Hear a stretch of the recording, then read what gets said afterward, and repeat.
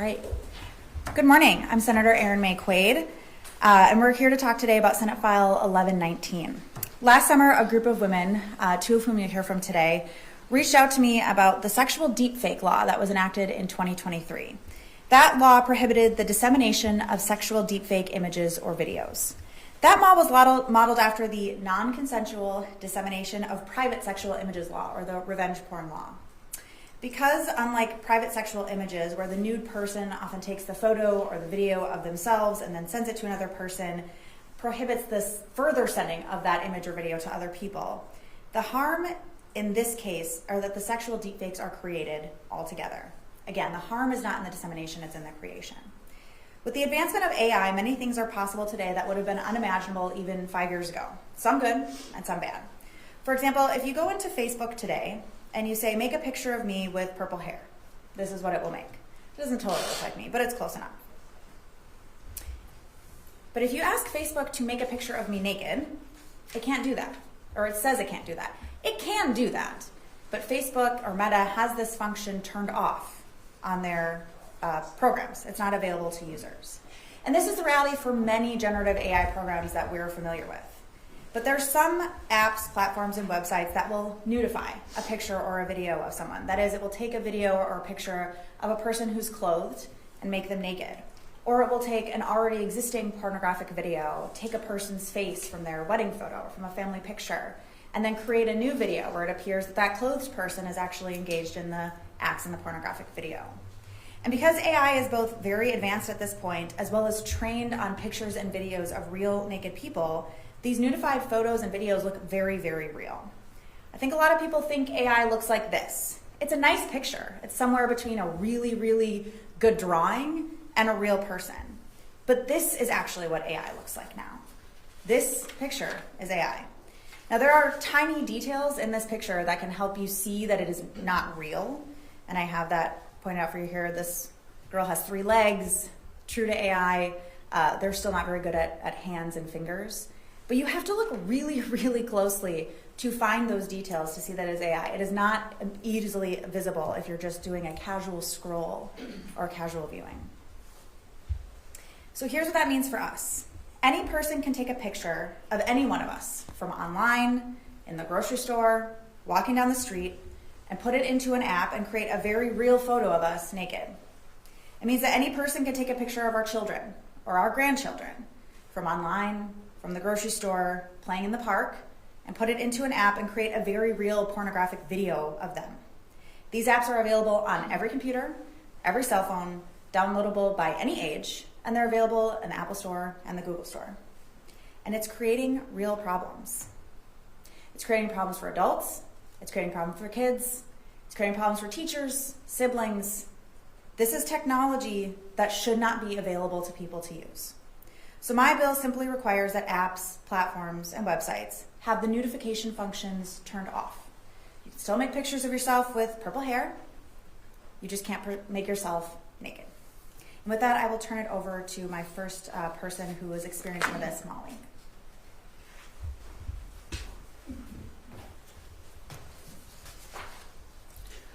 Good morning. Thank you all for being here. Before I start, I want to say thank you to Senator Quade for her continued leadership support and for the opportunity to speak today. My name is Molly Kelly. I live in Otsego. I'm a proud Minnesotan, mother, and professional and student. In June of this past year, I discovered that a friend of 20 years had used my face and widely available deepfake technology to create hyper-realistic pornographic videos and images of me. My initial shock turned to horror when I learned that the same person targeted about 80 to 85 other women, most of whom live in Minnesota, some of whom I know personally, and all of them had connections in some way to the offender. The image she used was from family pictures on basic social media platforms. I was 6 months pregnant at the time, and the crippling stress and anxiety of this event negatively impacted my health. I worried constantly of the health of my baby. This also negatively affected my work and professional life. I was humiliated and very worried that my employer, my colleagues, clients, and neighbors may have seen these images. Because they were created on the internet, the number of people who had already seen them was unknown. All moments that once felt harmless were now charged with a lot of suspicion and unease I no longer walked into meetings the same way. I no longer sat on the bus on the way to work wondering if someone had seen me in these images. Understanding the technology is critical to understanding the harm. The harm begins at the moment these images are created. Unlike the revenge porn, which involves harmful distribution of images that were initially made consensually, deepfake pornography does not require an image to be widely shared for it to cause harm. The act of creation itself is the harm because it happens without consent and knowledge. This is why the existing laws are not enough. The offender in my case did not face any legal consequences. The burden to prove intent and dissemination is placed entirely on the victim, which is two things I have no way of verifying, because when someone fabricates an explicit images of you using a photo of your family's holiday pictures, your LinkedIn profile, your child's school event, Facebook, Snapchat, Instagram, it's impossible to track what happens next. Deepfake pornography is not a niche issue. It's not something that happens in faraway, dark, creepy corners of the internet. It's mainstream, it's accessible, and the ability to do so is in your pocket and on your phone. It's increasingly used to target young people.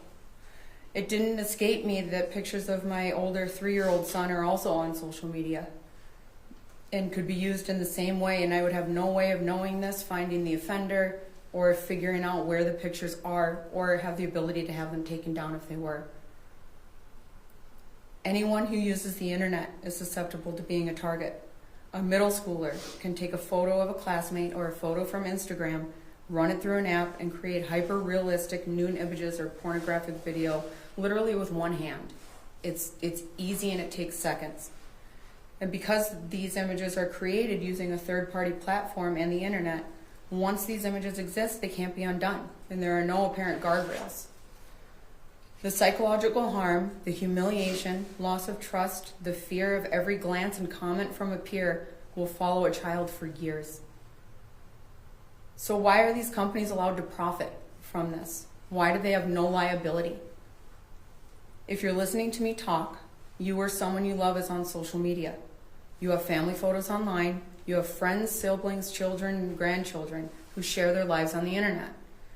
That means this can happen to you. The only way to stop it is to disallow the technology itself. We cannot keep placing the burden on victims to fight what is an impossible battle. And the law is apparently unwilling to categorize this type of non-consensual, pornographic, deepfake creation as a crime. We do not have to accept powerlessness as a status quo, and it's time for basic protections for privacy, dignity, and safety. Thank you.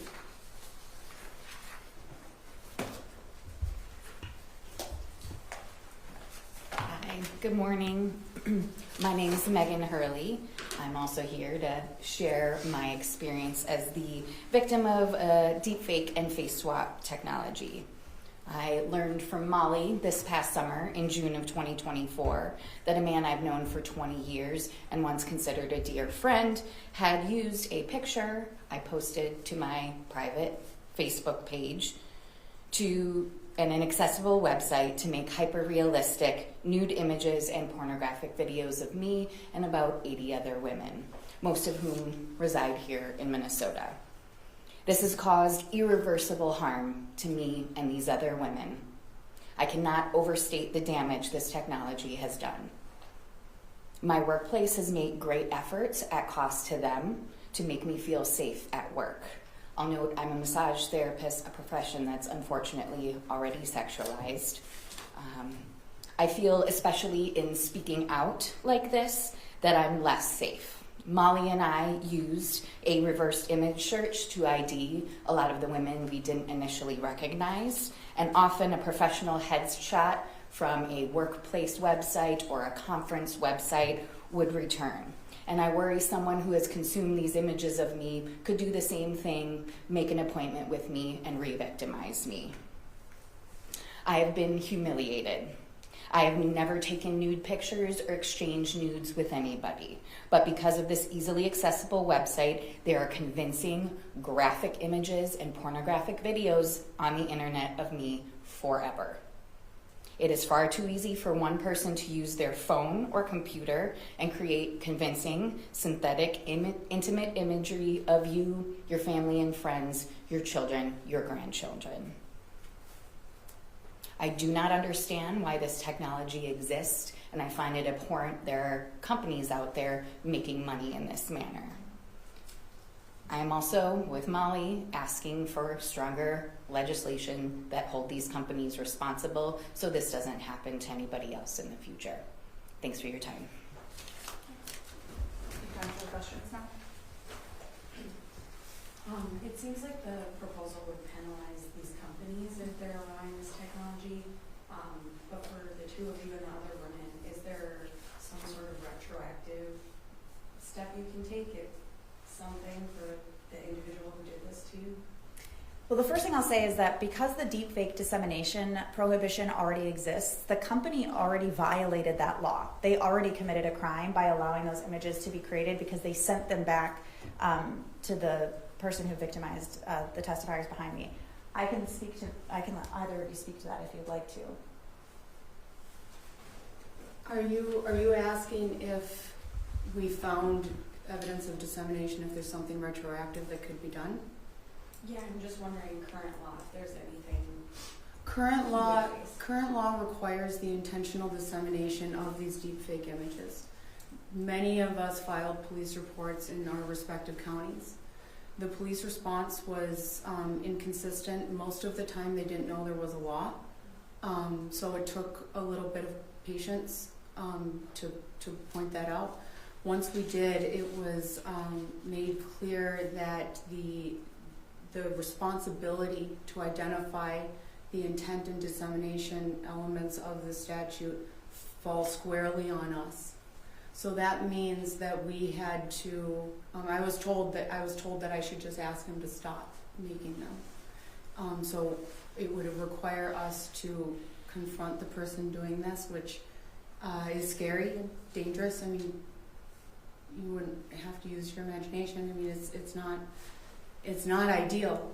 And or the other option, well, it's not an option. It would be a requirement placed on us to basically scour the creepiest parts of the internet looking for my own pornography that I didn't make. I've never made pornography. I've never had him. I've kept track of what my face and body have done my whole life. And so to know that there's this shadow version of me that's hyper realistic, and who knows where it is.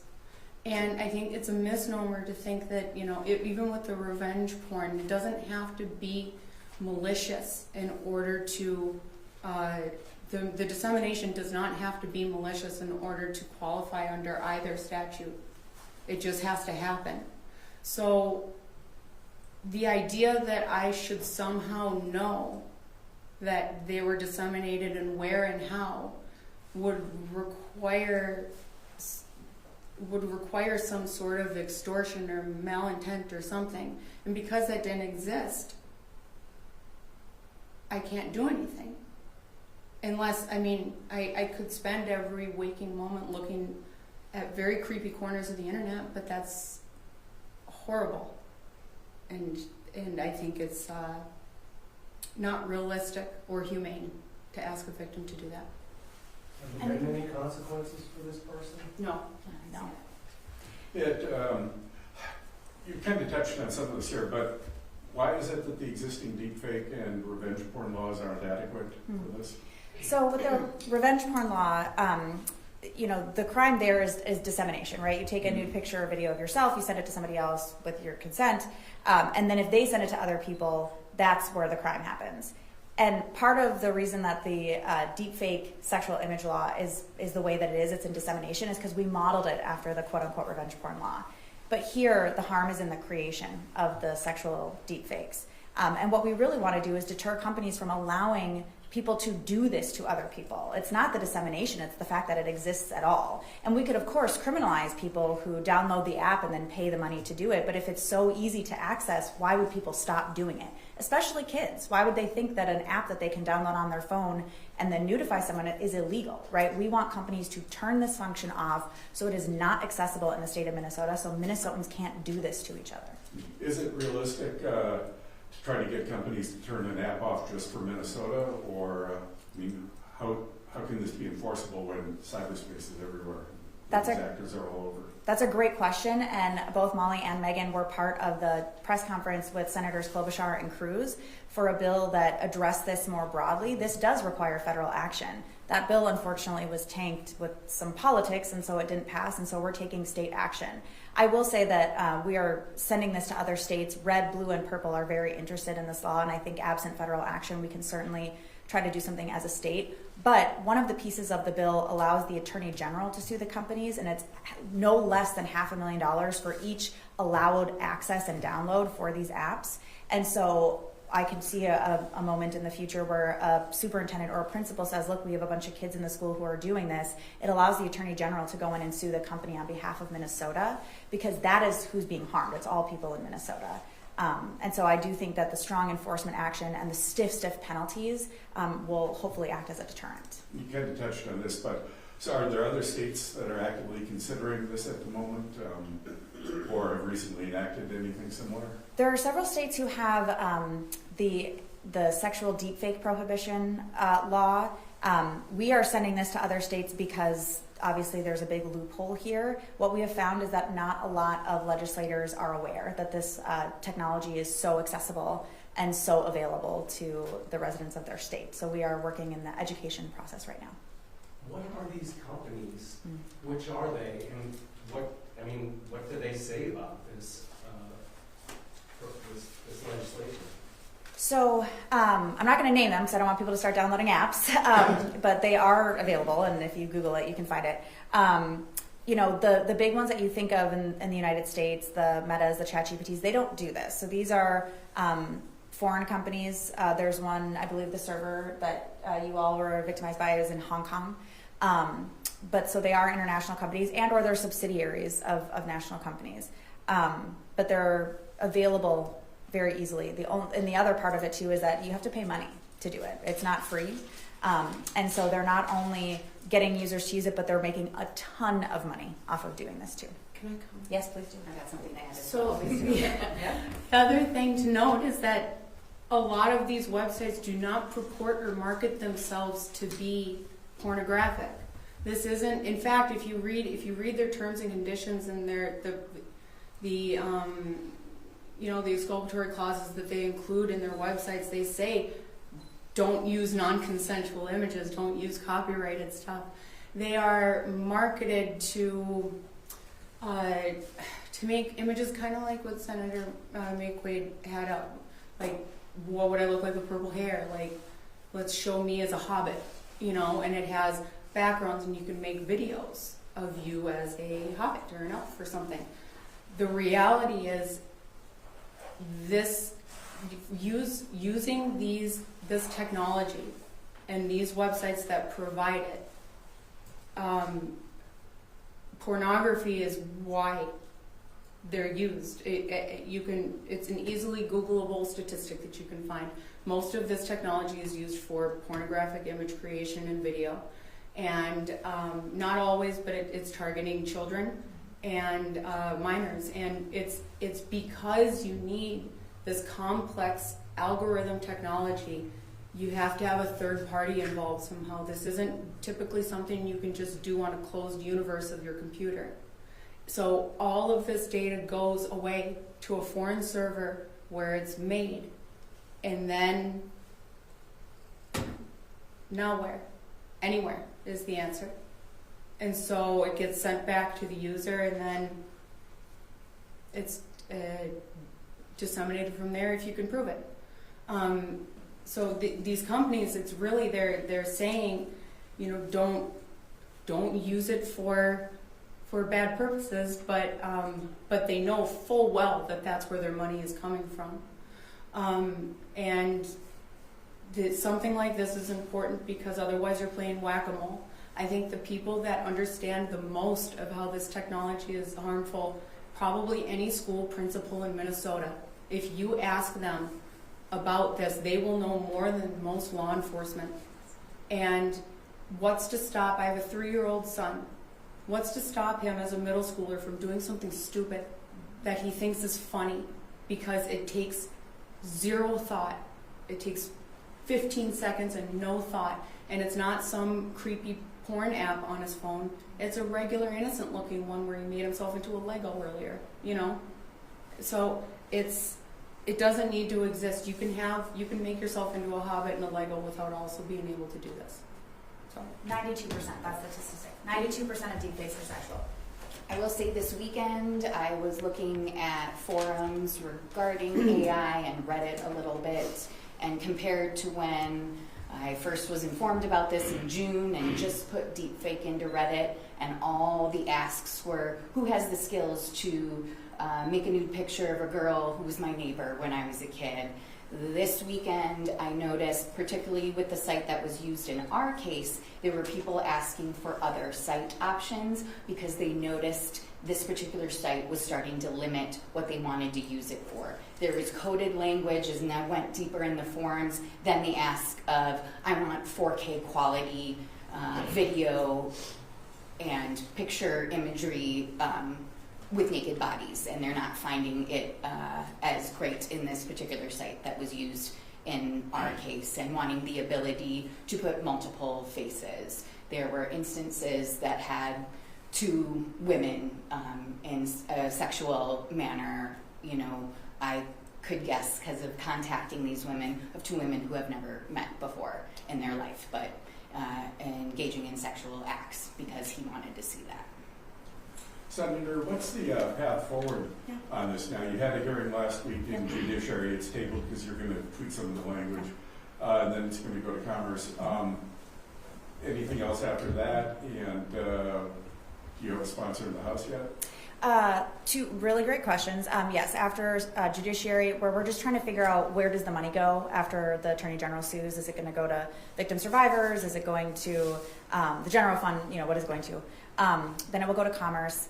If we decide to do something really specific with the funds the Attorney General recoups, it could go to state and local government.